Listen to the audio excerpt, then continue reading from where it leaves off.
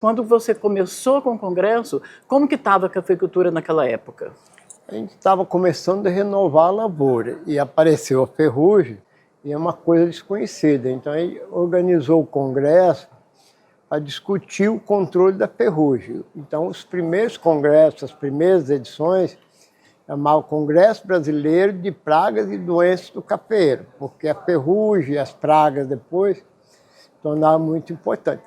Mas como a ferrugem demandava também manejo das lavouras, espaçamento, variedade, nutrição, poda, várias coisas, mecanização, então a gente passou para pesquisas cafeiras, ou seja, abrangeu todos os setores da cultura do café, desde a produção da semente, as mudas, o plantio, passando pelas pragas e doenças, adubação, controle do mato, colheita, preparo, qualidade, socioeconomia do café, então, e a gente veio evoluindo, né? Começamos com menos gente, na época do IBC até 1990, a gente tinha o patrocínio do IBC, era um congresso praticamente público, assim, custeado pelo recurso público, né? A partir da extinção do IBC, a gente fez o Procafé e depois a Fundação Procafé, e a gente continuou, só que não contava mais com recurso público, como a gente não conta, continua não contando hoje. Então a gente vem com o apoio das empresas, um pouco o recurso que a gente arrecada serve para organizar, para publicar os trabalhos, para fazer o livro, né? E toda a infraestrutura de som, projeção, né? Então, hoje não tem mais nenhum recurso público, nesse de 1990 para cá. Os trabalhos sempre estão crescendo, né? Sempre tem mais de 400 trabalhos em várias áreas. Esse ano, por exemplo, deram muitos trabalhos da parte de materiais genéticos, a parte de melhoramento genético, dominou os trabalhos. A parte de colheita e preparo também tiveram muito trabalho. A parte de pragas e doenças sempre teve muito, né? E até diminuiu um pouco, porque a parte da ferrugem, por exemplo, já está bem estudada. O bicho mineiro hoje já tem mais trabalho, a broca voltou a ser um problema, né? Qual que é o maior problema hoje?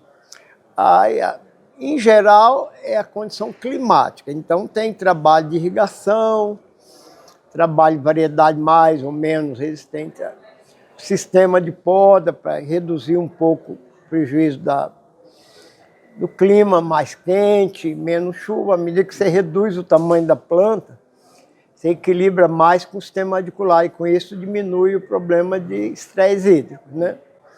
Mas a parte de variedade ainda é muito importante, porque a gente está numa fase de expansão da lavoura, né? Os preços melhoraram bem, então o pessoal está expandindo lavoura, substituindo lavoura velha e colocando em área nova, novas regiões, né? Então, a parte da variedade, espaçamento, ou seja, a implantação de lavouras está muito atual, a necessidade da informação, né? A gente já praticamente padronizou os espaçamentos, espaçamento em renque para a área mecanizada, e o espaçamento adensado para a cafeicultura de montanha. Então está bem definido, né? E agora a gente tem algum refinamento, combinando espaçamento com altura de planta, né? A tendência é diminuir um pouquinho a altura de planta para, como eu falei, equilibrar mais o sistema radicular com a parte aérea, né? Uhum. Esse equilíbrio pode ser feito com variedade e principalmente com poda, né?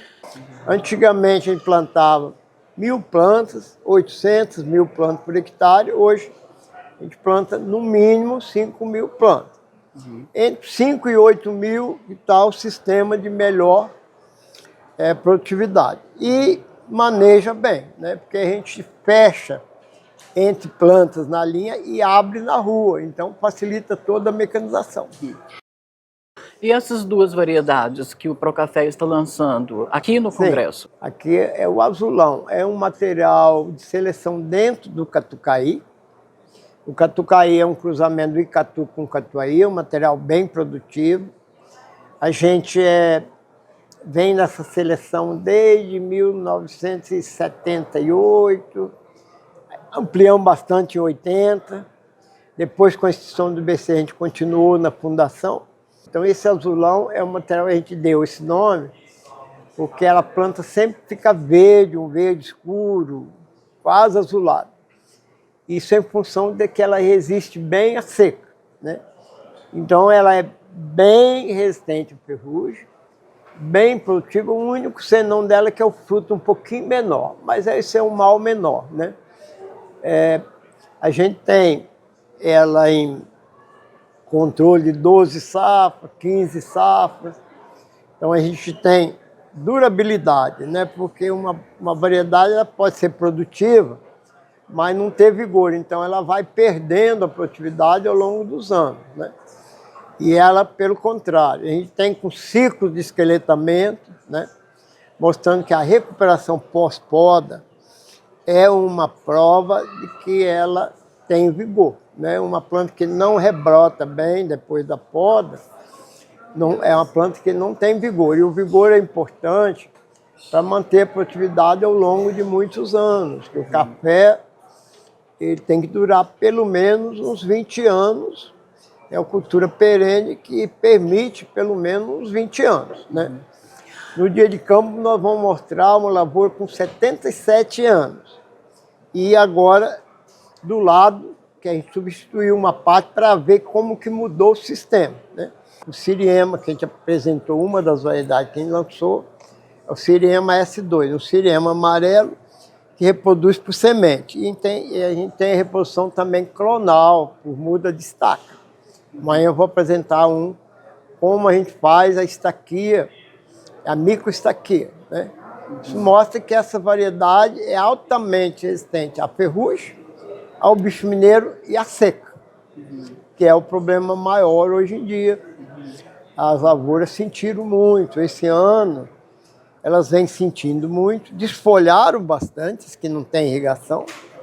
Em termos de produtividade, Matiello, nesses 49 anos, qual era a produtividade na época? No início da década de 70, as lavouras que tinha, aqui no sul de Minas era pouco, produzia aí uns 300, 400 mil sacas por ano só, né?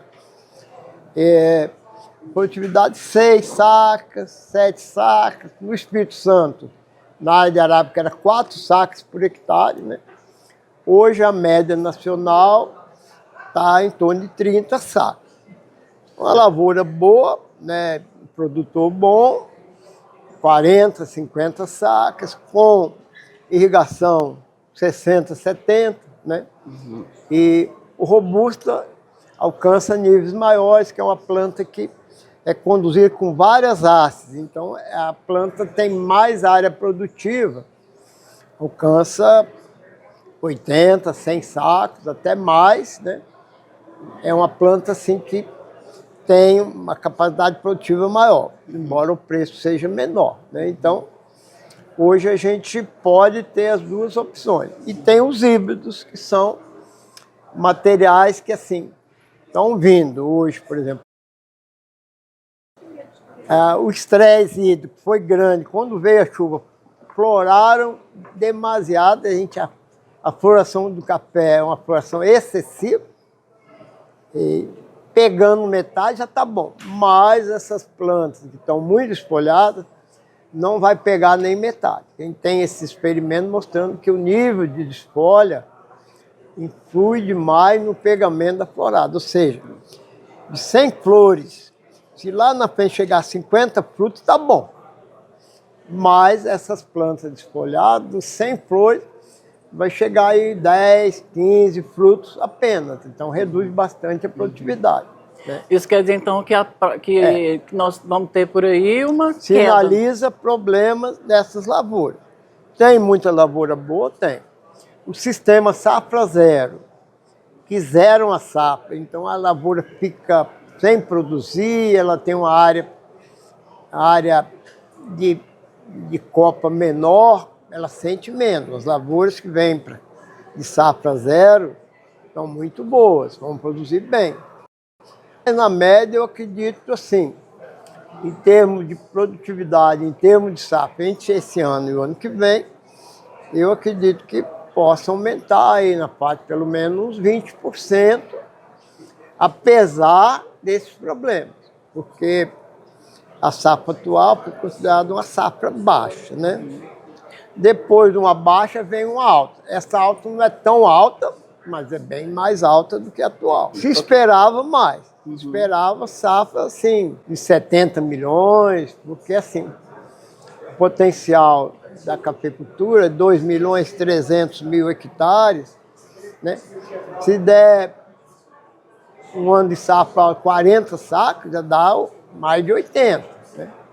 Der 30, dá 66, né? Eu acredito que nessa faixa entre 60 e 70 deve ocorrer, mas é muito cedo para dizer, né?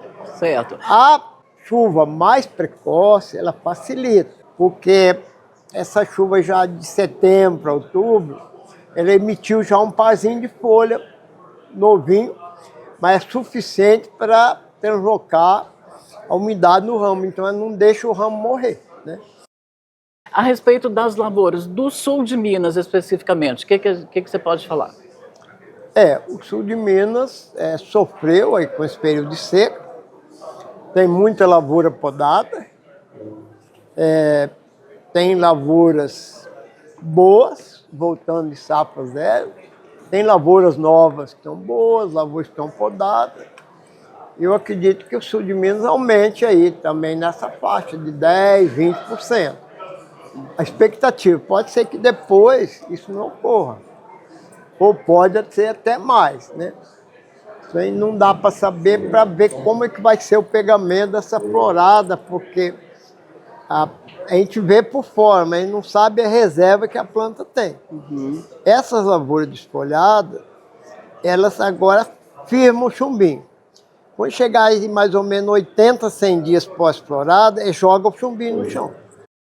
Te agradecer e parabenizar pelos 49 anos do E a Congresso. gente quer louvar o seu trabalho, aí, um trabalho de persistência, já teve várias vezes aqui no Congresso, a gente vê que você divulga aí o nosso trabalho, a gente agradece também. A você, representando a Folha AgroSul, que a gente acompanha há muito tempo, publicado assim, tipo jornal, e agora a gente vê aí na internet, seu trabalho continuado. A gente agradece, então, a Folha AgroSul.